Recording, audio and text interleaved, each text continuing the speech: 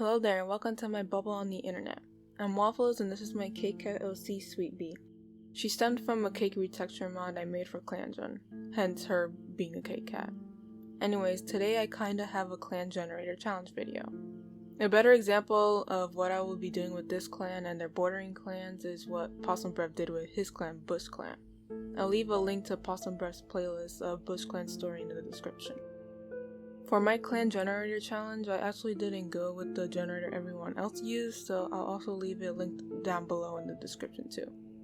It gives you kits alongside their future suffix. This also goes for apprentices and the leader who had their old suffix shown too. The generator also generates ages for the cats, so that also lets me choose who are siblings in this and with the other clans.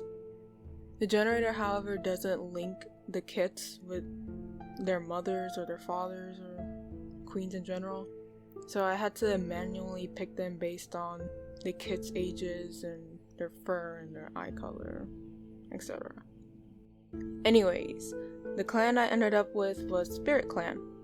Now, the name wasn't the only reason why I decided to go with this clan. It was also because of the fact that queens took up a majority of the clan while there were no apprentices or elders and there were only 2 warriors. So the generator practically handed me a story on a silver platter. I also did generate another spirit clan to get the dead cats, since I do plan on making this into a story or a comic, if I somehow get to that. But because of the amount of cats for the clan and also the other cats if I continue this, will be split into multiple parts. This first part includes the leader, deputy, and medicine cat of SpiritClan. A little bit of background on the clan is that they live on an island in a forest.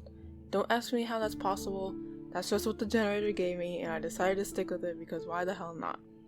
They also usually eat fish, sparrows, voles, and ravens. Because of their location, they have a closer connection to their ancestors in StarClan than the average clan would. I also decided to add on to this that sometimes the ghost of the dead will still linger around the camp, maybe even the territory on some occasions. This doesn't mean every cat that dies from SpiritClan will linger though, only some of them will do that.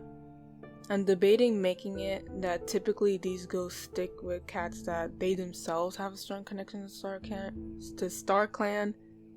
Think of how the leader got their 9 lives, hence a connection to StarClan, the medicine cat for obvious reasons, and other clan cats who receive visions from StarClan.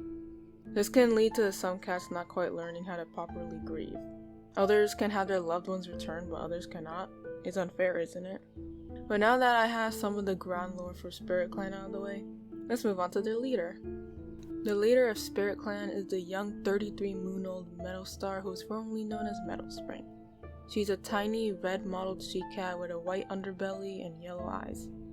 I did have to look up what a mottled cat was, and Google gave me mixed answers, but the main answer I got was that mottled means Torby, which is a tortoise-shelled tabby cat. So I made Metal Star a Torby. If a mottled cat isn't a Torby, then oh well, she'll stay as a Torby.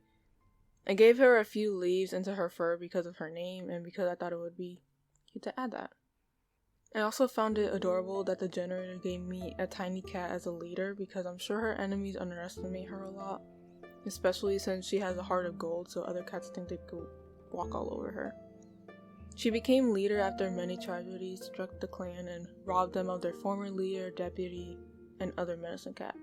Not only them, but all their current apprentices, elders, and many warriors as well. The remaining medicine cat, Cinderwater, who you will meet later, spoke with StarClan and chose Metal Spring to become leader. Metal Star took her role with her brother and sister supporting her along the way. They aren't dead, by the way. It's just that her siblings are the last remaining warriors, which Metal Star is very grateful for. She puts on a brave face for the rest of the clan, and privately, she is worried that she will only lead her clan more downhill. Because of this uncertainty, her dead best friend visits her a lot and comforts her in her den. She wants to live up to the former leader's legacy of how she led the clan. Maybe she can learn that she doesn't need to copy the leader before her and just lead how she can. And she can have the support of her deputy and medicine cat, and maybe even the rest of the clan if she's unsure or confused. Speaking of, the deputy of SpiritClan is Wetstorm. She's a 32-moon-old swift gold she-cat with green eyes. I made her look a bit unsure in her reference since she also was dropped into this position suddenly. She's sweet like Meadowstar, but unlike her, she's more quick to snap at cats, mostly as some of the queens who usually start arguments. Many of the said queens say that it's like there's a permanent leaf on Wetstorm's shoulder. Like Meadowstar, she was brought into this position after Cinderwater chose her to fill in as deputy. I like to think maybe before the tragedy, she was more of a lonesome cat who helped the clan behind the scenes, whether it was remaking nests or comforting a clanmate. But now after so many losses, one of which included a very good friend of hers, she's now in almost a constant state of edge. Because of how quote-unquote small the clan is, she worries that SpiritClan's numbers will decline again from another tragedy, or if the other clans will try something. She has hopes that the kids in the nursery will help rebuild the clan. Wetstorm has a soft spot for them, but their mothers are constantly driving her up a wall. She doesn't know if she'll be ready to apprentice another cat again, but will step up to it if Meadowstar decides to give her an apprentice. And the last cat of this video, Cinderwater, the medicine cat of SpiritClan. She is 50 moons old and is a large brown mottled she-cat with bright orange eyes. As I was drawing her, I got the idea that she wasn't actually large, but that her fur just made her look like she is. Her description gave her the trait brave, so I came up with the idea that she often leaves on her own to gather supplies and puts them in her tail. She mostly puts herb and plants in there, since if she puts things like honey or mouse bile, it'll definitely get messy. I made her tail look like one of those bags that robbers in cartoons use when they rob a bank, since I thought it was a little fitting with how many herbs she typically puts in there during a herb gathering patrol. She of course was the reason why Meadowstar and Wetstorm are in their current positions. Cinderwater holds massive trust that they will continue to lead SpiritClan into the right path, mainly because her former mentor was the one who told her to pick them in a dream she had after the tragedy.